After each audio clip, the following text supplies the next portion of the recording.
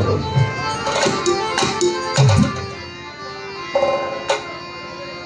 আমাকে বলে আপনি কি পাক পাঞ্জাতন দেখছেন? এই বেলায়েতের ফকির,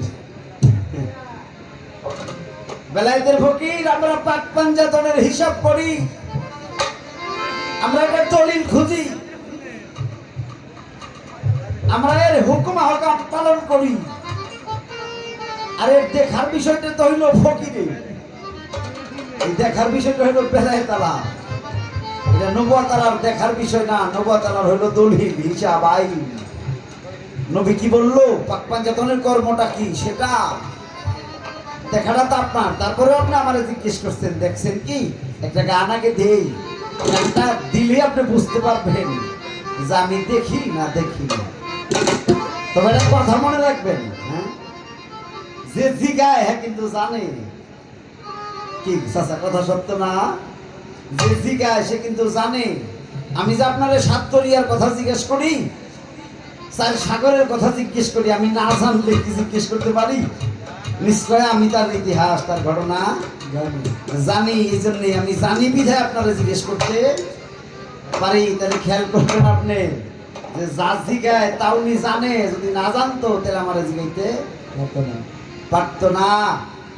হ্যাঁ, 10টা নতুন কথা, 10টা কি কইমু, হাজার হাজার কথা, কোনটা যে নতুন আর কোনটা পুরান কেমনে বুঝি? সাইজি লালন বলছে নতুন কিরে, হ্যাঁ সবই তো পুরাতন। সাইজি লালন বললো নতুন কিরে, নতুন আবার কি, সবই তো পুরাতন। তো বাবা খেয়াল করে, খেয়াল করে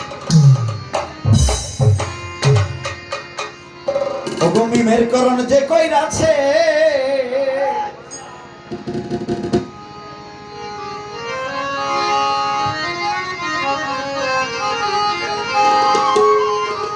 ওরে মিমের করণ যে কইরাছে, আমার দয়ার নবী তার সামনে খাড়া।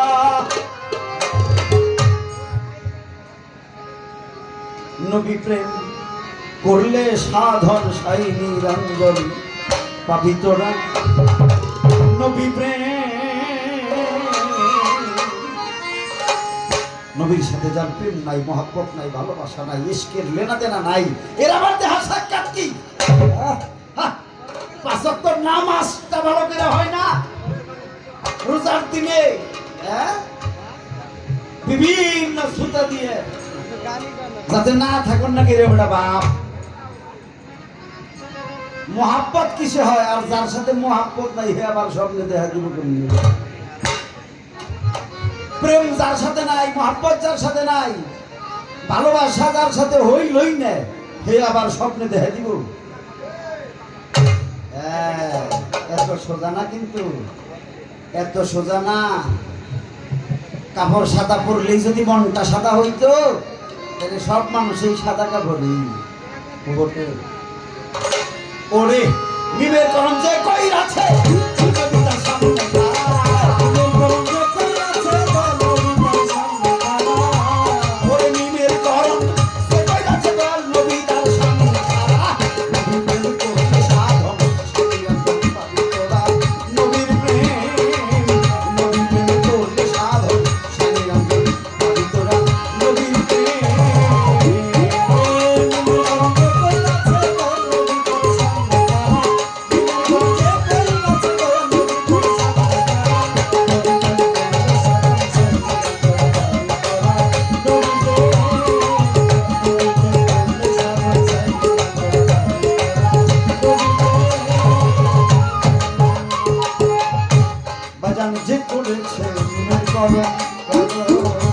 ওরে সেই নবীর দুশরা চরণ,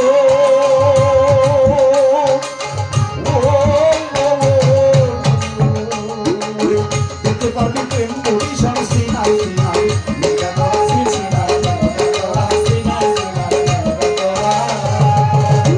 বাজান যে করেছে নবীর করণ, ওরে সেই নবীর দুশরা চরণ।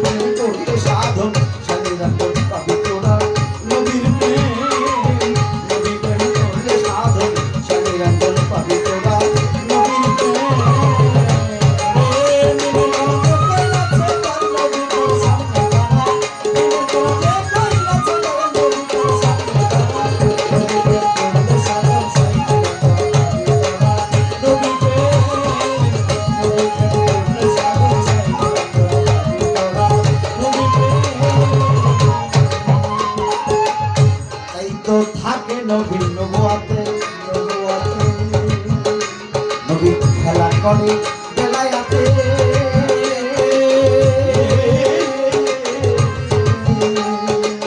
নবুয়াতার বেলায়াতের মাঝখানে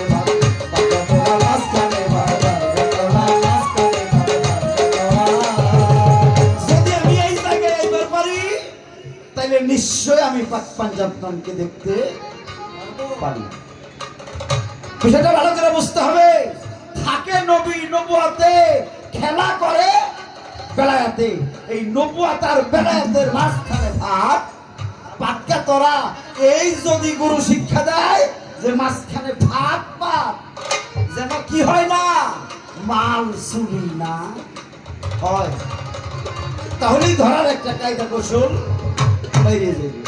তাই তো থাকে নবী নবুয়াতে নবুয়াতে নবী খেলা করে বেলায়াতে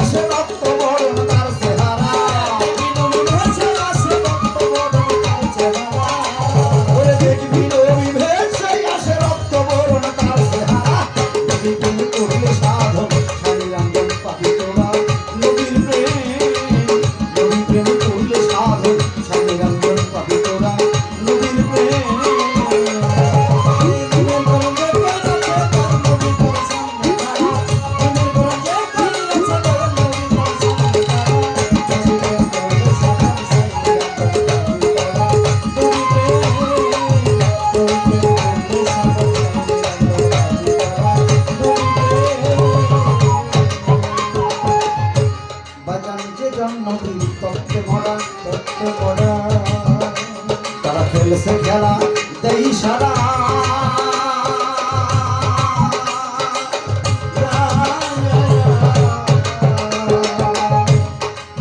কাসিমের মাথার মতো মাথা বাই করে না, তারা মাথা বাই করে না, তারা মাথা বাই করে না, তারা অবজে জন্মদিন তত্ত্বে মরা তারা খেলছে খেলা দেই সারা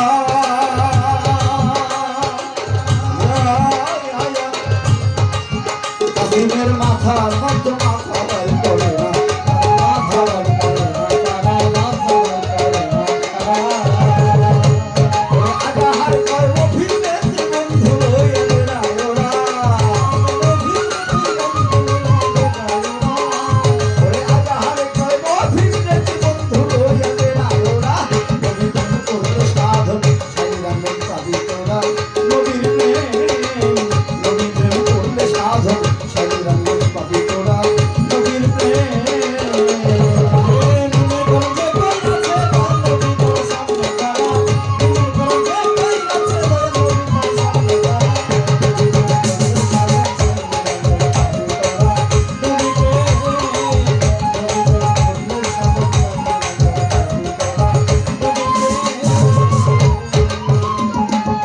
এটাই হলো মূল বর্ণ। আমার আল্লাহ কয় দোস্ত আপনাকে আমি অপূর্ব সাজে সাজাবো। হ্যাঁ অপূর্ব, পূর্বে নবীজি পূর্বে যেমন ছিল ওই অপূর্ব সাজ, যে সাজ আর পৃথিবীতে কারো হইতে পারে না। এই সাজটা বেশি সাজায় কারা? সাধুগুরু। এই সাজটা সাধুগুরুর মধ্যেই আসে বা জানি এই অপূর্ব শ্বাসটা সাধুগুরুর মাঝে আসে। ভাবের কথা জোড়া কথা বাকি বই কানা জিজ্ঞাসা তাই খোলাসা করে দিব ভাই। আমার আল্লাহ ডেকে ডেকে বলে ও দোস্ত আমি আপনাকে অপূর্ব সাজা সাজাবো। আপনাদের দেই কইয়া পৃথিবীতে এসেছিল আমার নবী মানুষের রূপিয়া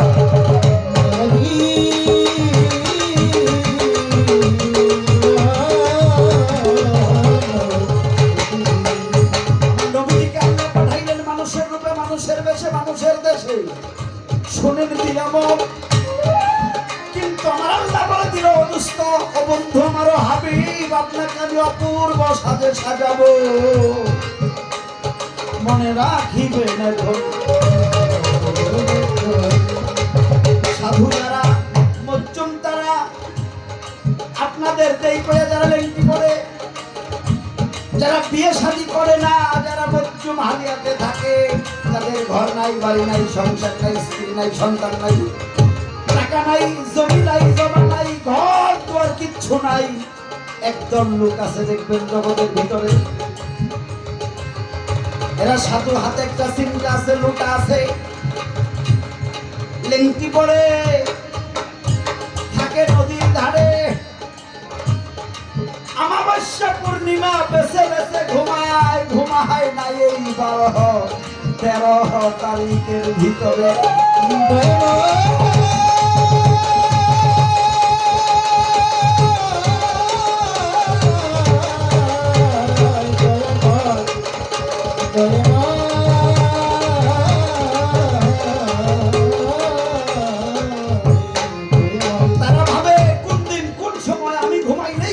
মাল হারিয়ে যাবে, আমি আমার বন্ধুকে দেখতে পারবো না, দেখতে পারবো না, তাই তারা ধরার জন্য, দেখার জন্য, বোঝার জন্য রাত্র জেগে থাকে। তারা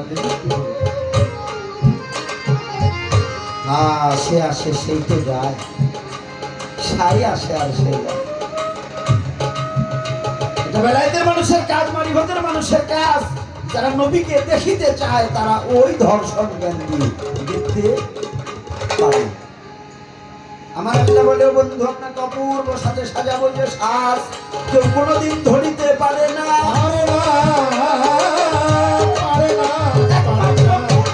ধরতে পারে তার ভক্তের কাছে। ভক্ত বলে, আমার মুর্শিদের চেহারা নূরের চেহারা, বলিলাম এখন সুবহানাল্লাহ। একটা ভক্তের কাছে তার মুর্শিদ হলো নূরের চেহারা, নূর, নূর হইল নবী।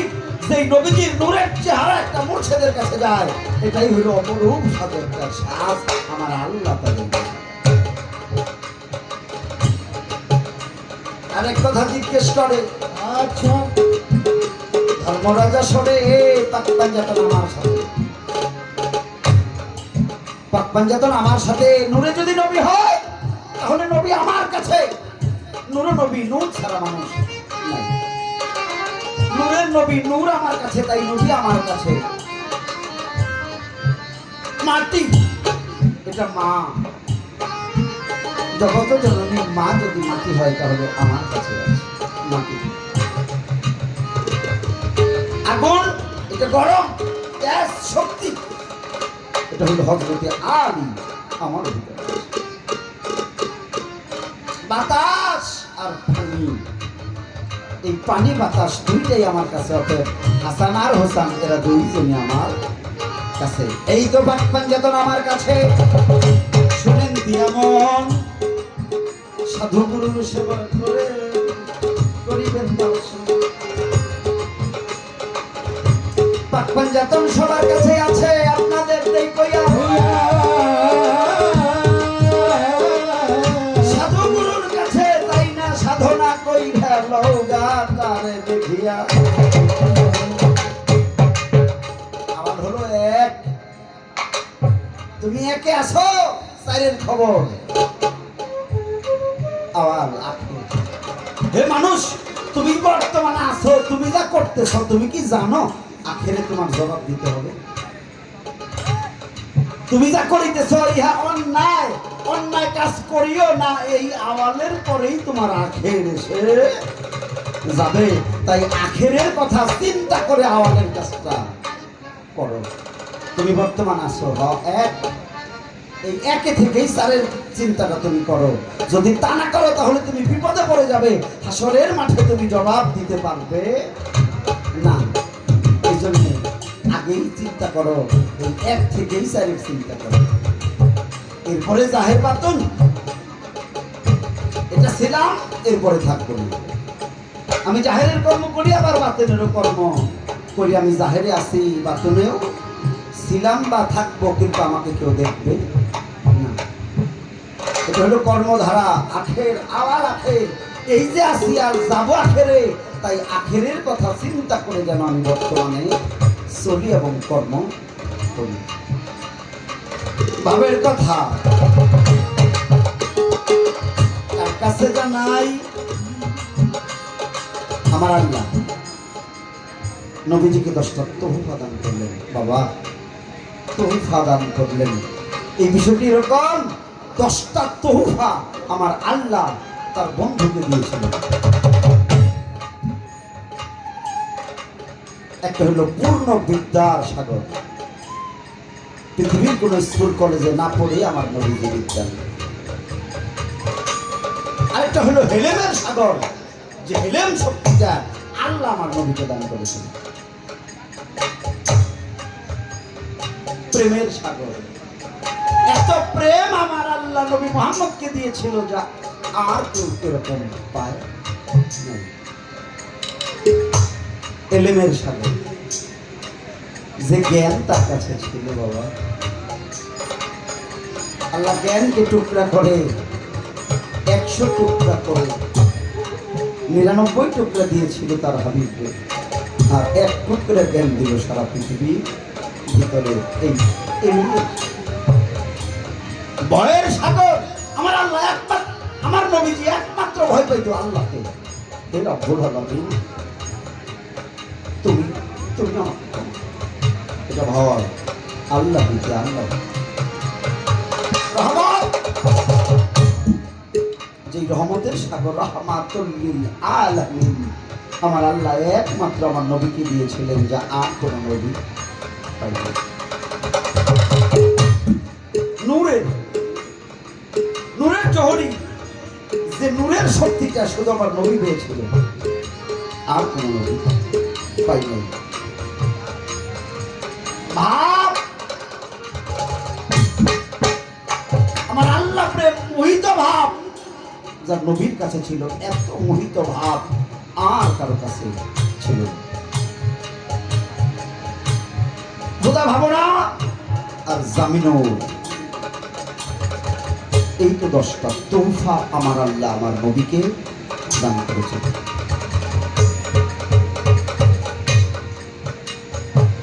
এই পর্যন্ত রাখলাম। রাতের অনেকটা সময় পার হয়ে গেছে, রাতের অনেকটা সময় পার হয়ে গেছে। বেলায়েতের যিনি মহাজন, হ্যাঁ বেলায়েতের মহাজন আজকে একটু ভিন্ন ভাবে আলাপ আলোচনা করতেছে। তো বেলায়েতের যে রাস্তাটা উনি দেখাইলেন, কিন্তু ওই রাস্তা হাঁটতেছেন না কেন? এবার দেখি একটু ওই রাস্তায় নেওয়া যায় কিনা। আপনার কাছে আমার জানা দরকার হযরতে আলী করিমুল্লাহ, যিনি নবীজির কাছ থেকে বেলায়েত পাইলেন।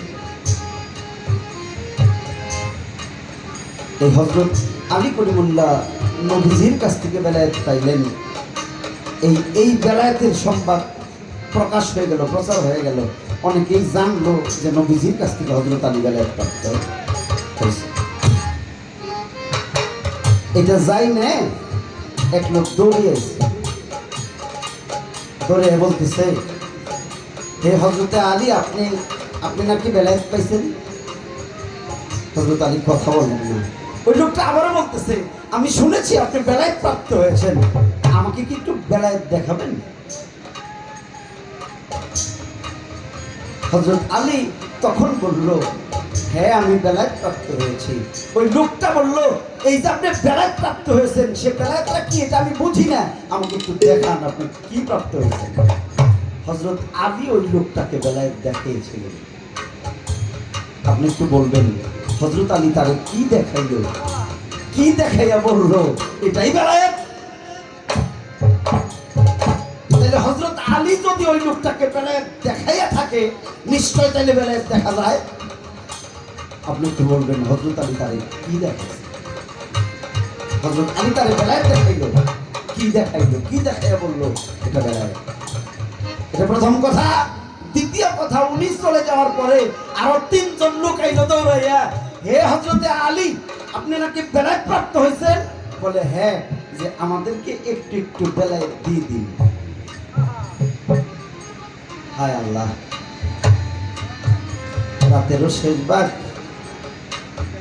কেবল কথা বাইরে হইতেছে। তিনজন লোক এসে বসলো, আপনি নাকি বেলায়েত প্রাপ্ত হয়েছেন? বলে হ্যাঁ বেলায়েত প্রাপ্ত হয়েছে। ওই তিনজন লোক বললো আমাদের একটু একটু বেলায়েত দিয়ে দেন। হযরত আলী তাদেরকে বেলায়েত দিয়ে দিল। তারা পুটলাই করে বাইন্দের পরে বেলায়েত নিয়ে বাড়ির দিকে গেল। কমই মাথাই ধরেনি। এই বেলায়েত ধরনি যায় না, দেহনি যায় না, সন যায় না। এরপরে আলী তাকে বেলায়েত দিল, এরা পুটলাই করে বাইন্দে এরপরে তারা বেলায়েত নিয়ে গেল। আপনি খালি কইবেন এরা কারা? আয়া চাইল আর হযরত আলী পুটলার মধ্যে বেলায়েত বাইন্দে দিল, এরা নয়ে মেলা দিল। বেলায়েত কি ভাবেও দেওয়া যায় আজকে? হ্যাঁ, বেলায়েত কিন্তু বাইর করে লোক আছে। দুইটা কথা আপনার কাছে রইল। এই কথা দুইটা কি জায়গায়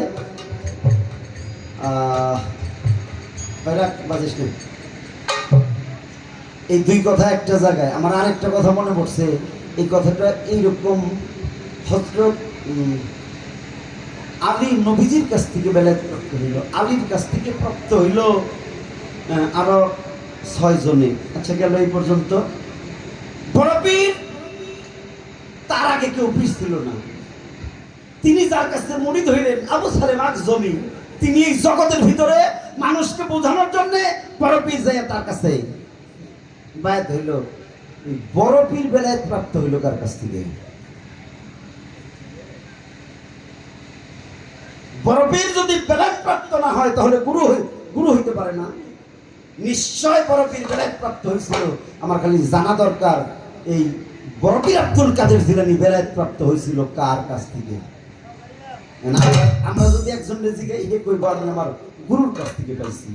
তারে জিগাইলে হে কইব আমি আমার মুর্শিদের কাছ থেকে পাইছি, গুরুর কাছ থেকে পাইছি। তাহলে প্রত্যেকেই যদি তার তার মুর্শিদের কাছে পায়, গুরুর কাছে পায়, বড় পীর আব্দুল কাদের জিলানী তিনি কার কাছ থেকে বেলায়েত প্রাপ্ত হইলেন? এই কথাটাও আপনি একটু সুন্দর করে কইবেন। এই কথাটা যে আপনি কইবেন, হ্যাঁ ভাইজান, পূর্বের কথা চিন্তা করে কথাটা কিন্তু কইবেন। এটা একটু খেয়াল করে কোয়া লাগবো কথাটা। এনেই রইল।